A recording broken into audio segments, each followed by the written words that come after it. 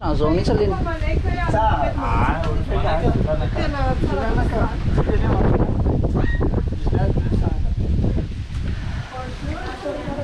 Ao na ihany ty le quad vita. Vita sa hoe le quad ny lako. Le quad le nofany lako. Manontany fotsiny aso.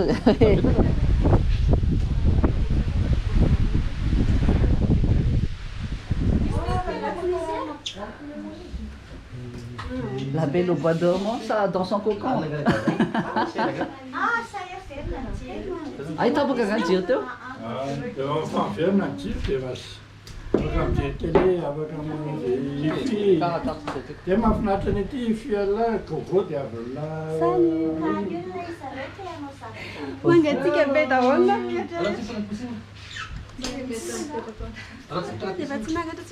Kiady any ambany sao dia misy olona manana telefôna. Valsoa telefôna atsonan-kiady hoe miakatra. Ala fantala numéro kiady.